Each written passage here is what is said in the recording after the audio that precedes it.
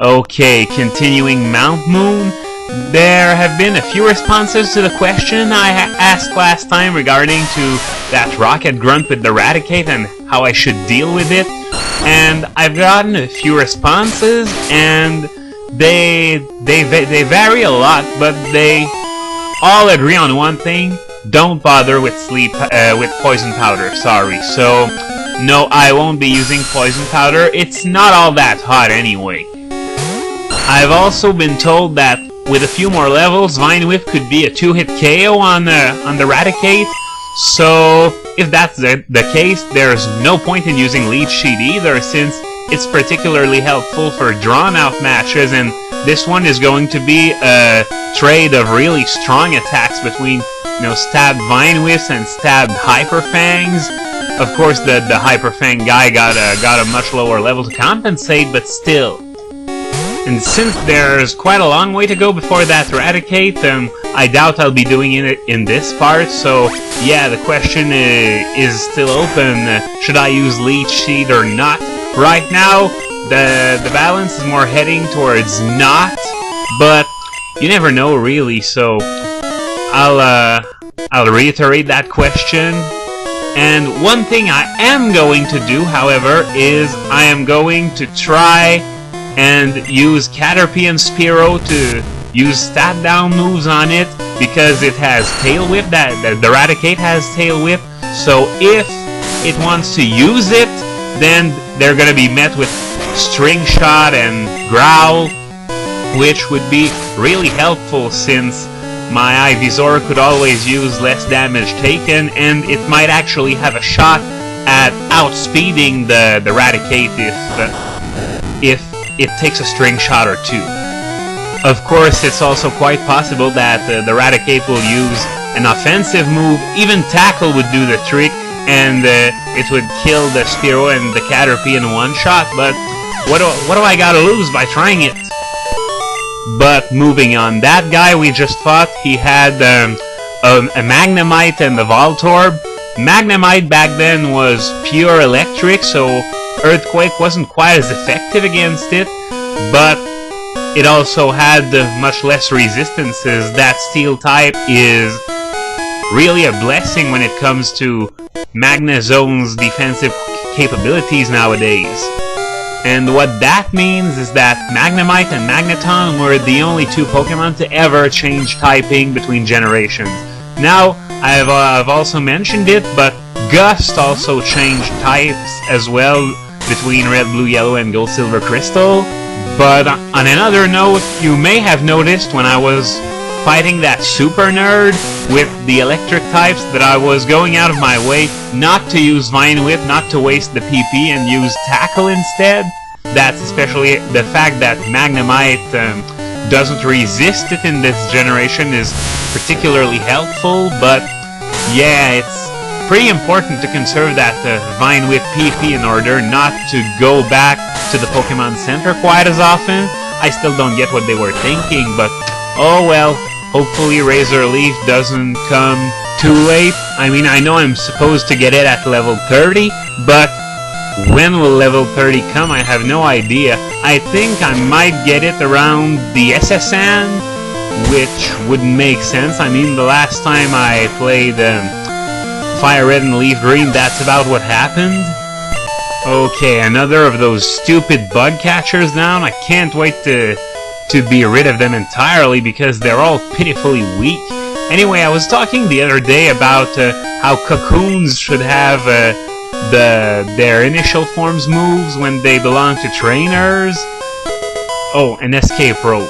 I think I'm not gonna use it now, although I am going to get out now because I almost have no Vine Whip PP left, and even Tackle has quite a dent in its PP bank, so I'm gonna get out now and heal at the Pokemon Center, and then I'm going to resume where I left off.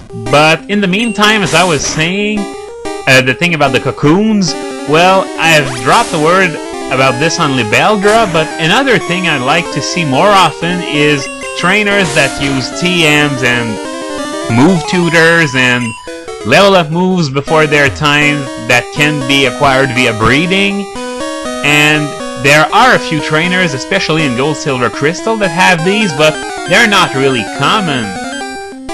I mean, for example, you could send out your Gyarados against a trainer's Monferno, and there's practically no chance of it pulling it and oh shit on you and using Thunder Punch and killing you that way.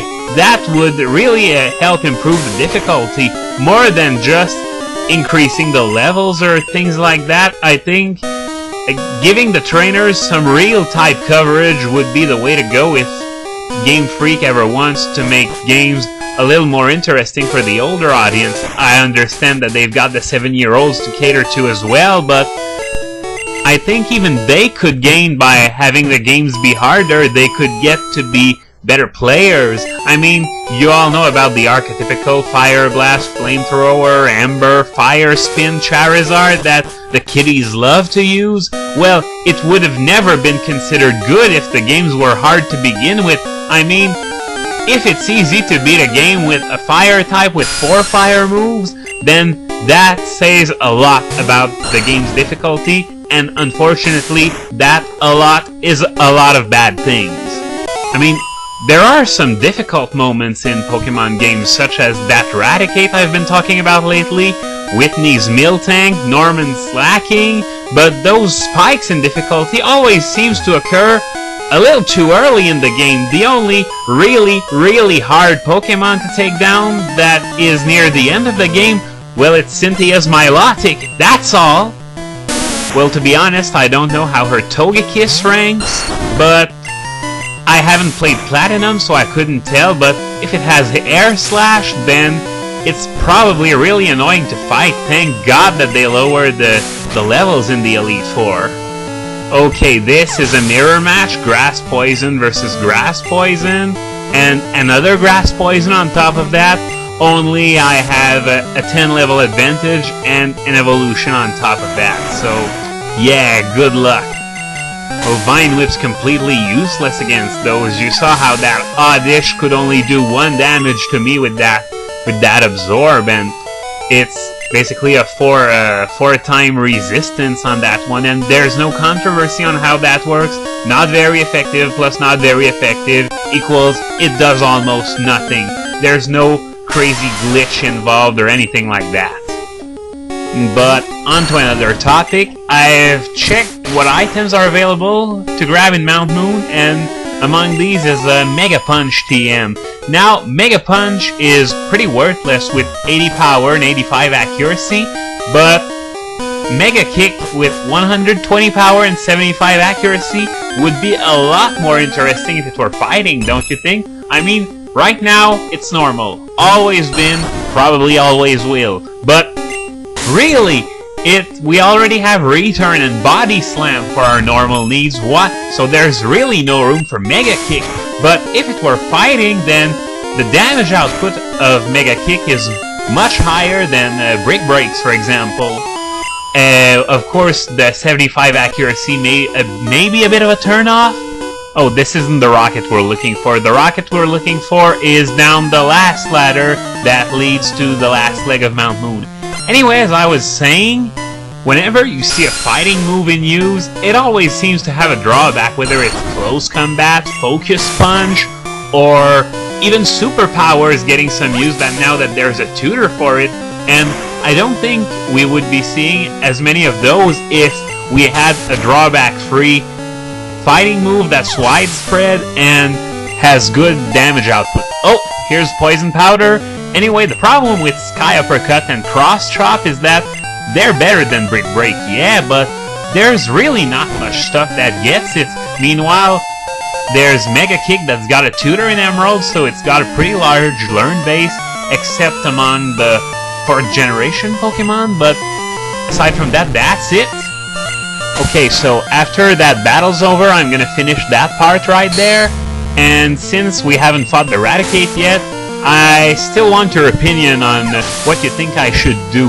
As I said, I'm going to bring my Spearow and Caterpie into it, but after that, once my Ivysaur gets in, what should I do? But before I finish this part, I'm gonna grab the item of the stairs, and I know there's one to the right as well. So, next time!